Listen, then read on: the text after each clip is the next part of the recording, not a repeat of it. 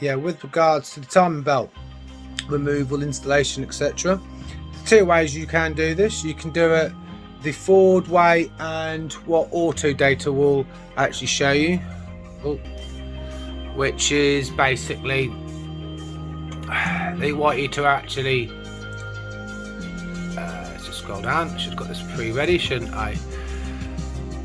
They actually want you to undo the cams,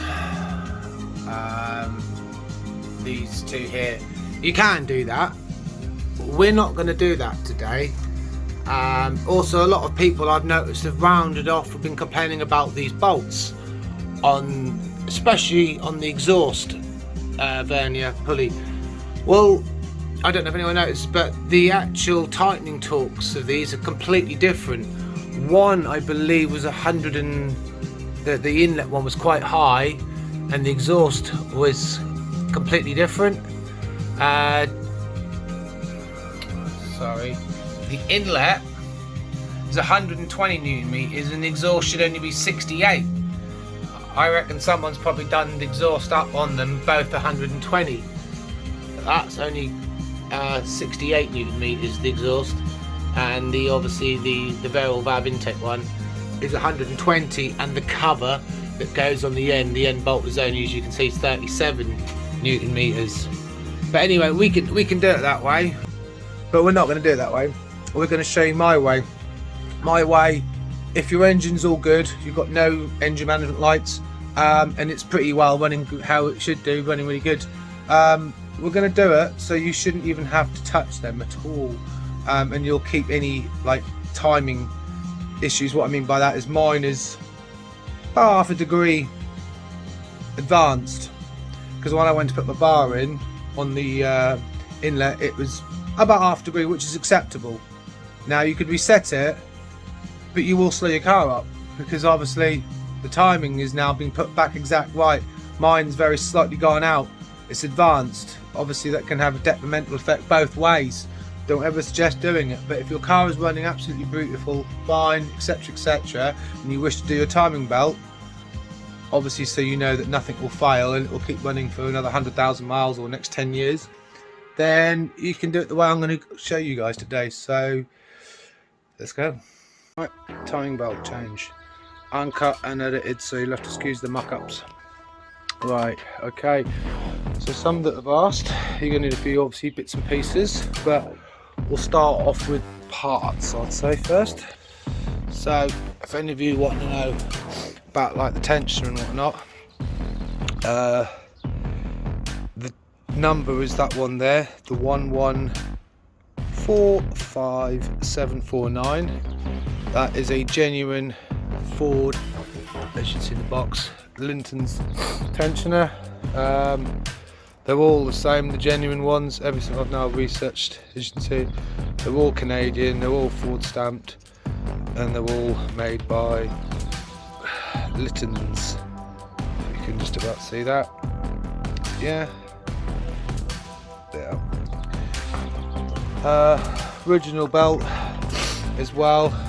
Doesn't say it on it because they're obviously not allowed to sometimes, but if you look, obviously you can see the Ford logo. This camera's been a bit of a bitch. S20s is supposed to be good, yeah. Where is it? Oh, there they are. Look, look. Made in Italy, right?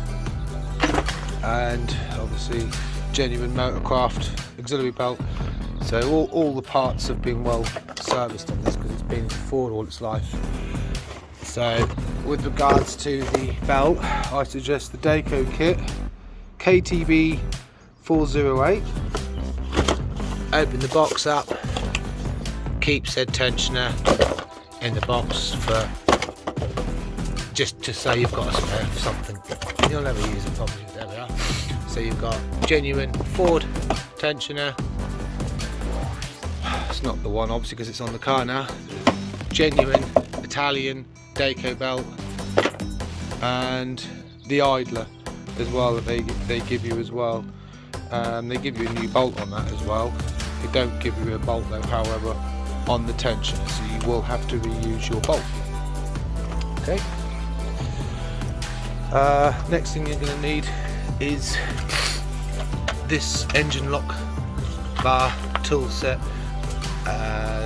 Geo2837. I think I paid about £8, £9. Brilliant.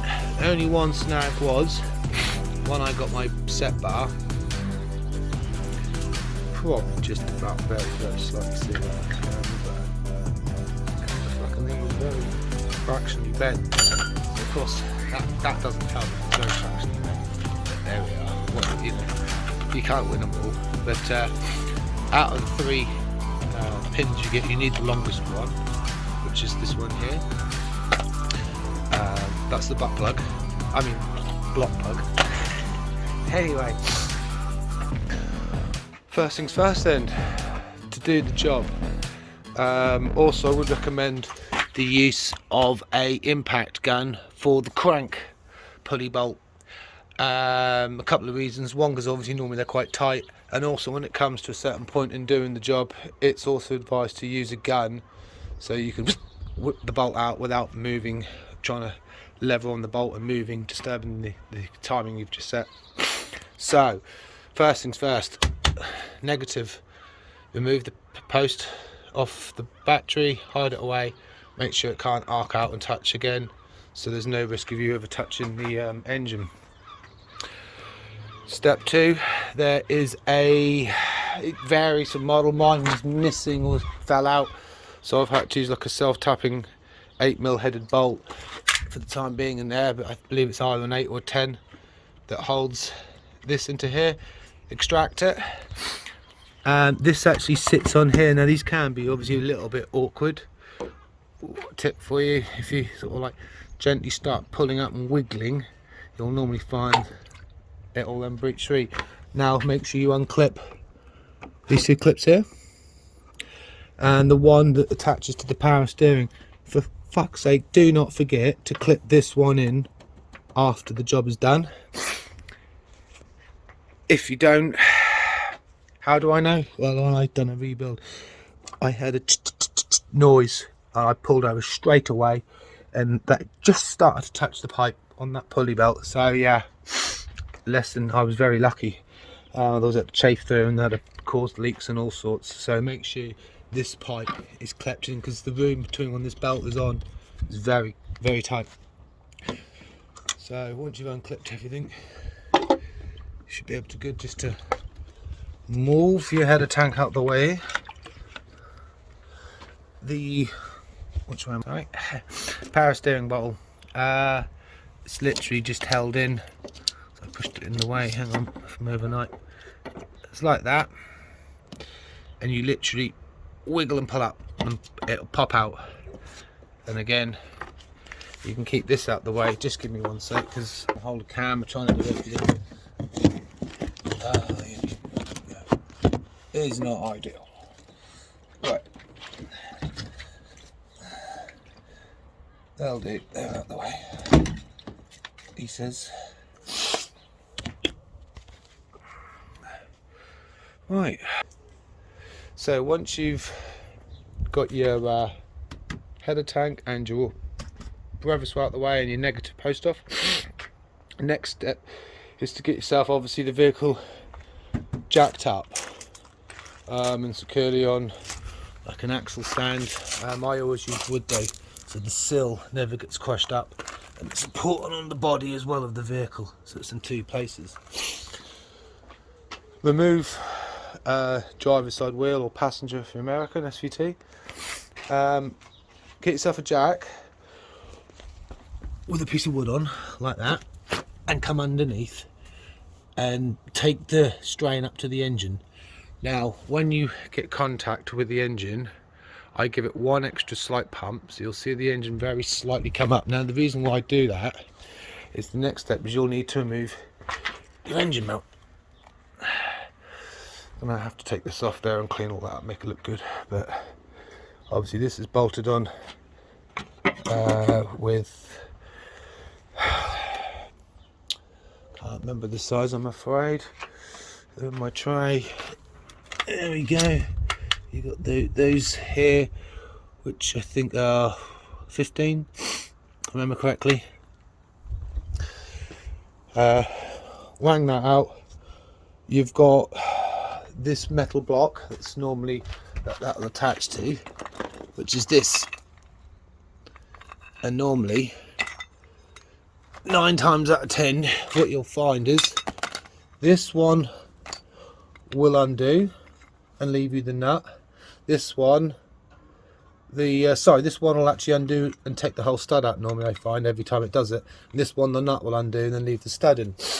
And you can undo the stud because they're actually like e-torques if you look on the top. I remove them completely because it makes the next step a bit easier. So once you move that, you'll find the engine will then try and drop down, but hopefully it shouldn't drop too much because you've got the jack underneath it. The reason being is if it drops down too much, not only the stress it puts on this engine mount, which is quite considerable. I've seen videos where it drops right down and that's damaging that badly. You also damage the threads because obviously it's only aluminium cast and that'll damage the threads. So if it doesn't drop too much, you can then just normally plump, lift that out. And then obviously at this point you'll have a plastic cover and you'll have the metal block sitting there. Now you should be able to get an 8mm bolt and remove said one. There's one here just behind there, look, the speedo. There's one there, and the last hidden one is just underneath the cam. There's 4. If you undo them and you've removed both studs off your metal piece, you'll find the cover will then slide off. If you've got a stud in, you'll struggle. You can get it off, but it's tight because it's supposed to be designed to come off after the metal piece has been removed or both studs off. Either point, you'll be able to have access to see visually the belt. Next step, once you've done that, is to then start removing the auxiliary belt, because obviously you'll have your auxiliary belt. Obviously you'll want to probably tackle this job from underneath. So if you go underneath, the next step is you'll have, depending if they've been changed, you'll normally have these. You have 3 of these, like Torque T27s. They're not 30s, they're T27s. It's the correct size. A lot of people think they're T30 or T25 and then rounding them, they're T27s. You'll have one there, you'll have one there, and you'll have one there. If you carefully unscrew them, carefully unclip and pull back, there is a little actually retaining metal tab on the wing here of metal, so be careful you don't damage and bend that. That's to help hold this up out the way. It's the only thing they have in the middle. You can gently pull the inner wing cover out the way and it gives you a bit more access. Now before you go any further, you'll have this, what you should do, if not you want to get yourself it, because it protects all the lower harmonic damper and everything, is another cover that's only screwed with 2 bolts, 8mm, one there and one there. And obviously I'll show you where they are when you're lying down on the vehicle.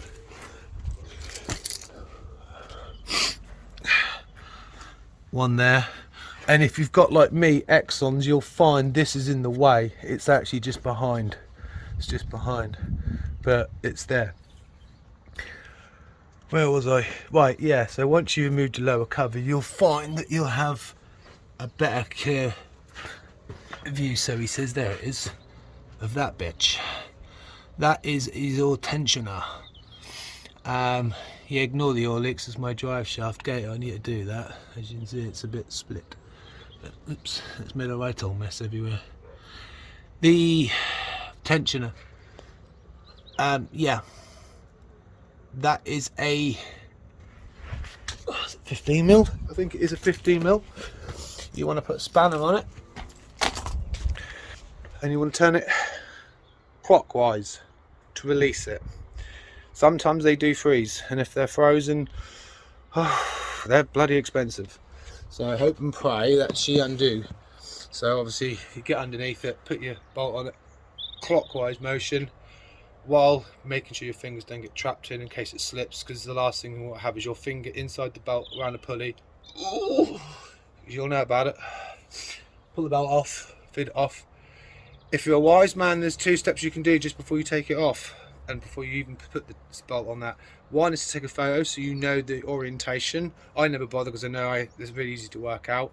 And secondly is there is a pulley that you actually have to undo off the water pump with 3 bolts. Now they aren't too tight, so he says, but they can be also tight. One was really tight, the other 2 were quite loose. When your belt is obviously on situ, still without even you releasing the tension, if you can get a 13 or 10, no, the 10s I think, spanner on it with the belt all on, you might be able to actually crack, loosen them all off and sweet and be done. If not, you're gonna have to do what I done and what a lot of the people do is, I'm gonna use a file for, I know I'd never use a file this, but almost jam the bolt up as you undo the 3rd one. So this piece of metal bar will like be jammed in with the 2 bolts and undo, turn, 3rd, the last one. Then obviously as long as they're finger tight you can remove it. So that's what I'm saying to you about doing it sometimes with the belt on that job, just to crack them. And that is there, that pulley that will sit there. So of course you will have to use a spanner because they're the groom clearance. You can't drop or raise the engine that much with the thickness of the vehicle's legs. So once you've cracked that and you've got your tensioner off and you've removed the belt, excuse me, you can then start to, like I say, finish pulling this pulley off. You'll probably find that won't come off, you'll just have to tap it and it'll then just fall on the floor.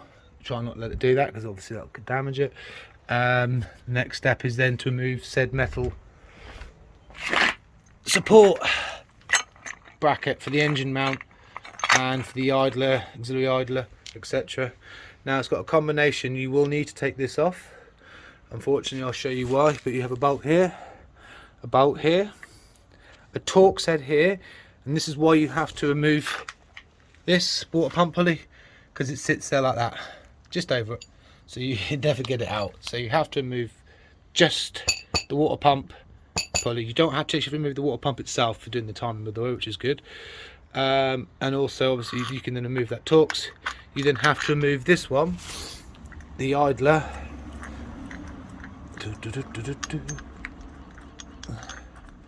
as well. And oh look, there was a hidden bolt underneath that one as well. So that's why you have to remove the idler. Now another thing, I will have to replace this, is this is another way you can test bearings are bad. Bearing shot and that you can, and plus it's got lots of scoring on it. Yeah, so that will need to be replaced. So that's a good time if you've got anything worn on the idler. So once you've finally got all that crap off, you can then where am I? So you got that off. It's because it's all in bits, I'm trying to remember, sorry guys. Like, yeah, you'll have the metal assembly off. You'll then want to come down. Now at this point, this is what I would do. I would get the 18mm socket onto your harmonic dampener crankshaft pulley and try and crack that bolt now before you go any further. Reason being is these are pretty good normally, but I have seen them on some vehicles, especially Mark 5 Mondeos. If you even try and undo them, you've just fucked it. You'll shear the bolt off. You shear the bolt off inside. I've seen it happen. You have to heat them up red hot to melt the lock thread. Different manufacturers do different things, and unfortunately Ford decided to do that with a lot of them. So my advice is first, with on Focus Mark 1 and Mark 2s, etc., you should be fine. Just go ahead, put the gun on, hope you undo. If it undoes, sweet, it undoes. Do it back up, not tight, just do it back up. You can by hand so it's tight again, and leave it. Then you want to come up, excuse this, to the top of the engine bay. I might have to stop it here for part 2, because otherwise this is a 16-minute video, isn't it? I don't know how long Facebook lets me upload, so I'm going to stop it here and we'll go for part 2. Hold tight.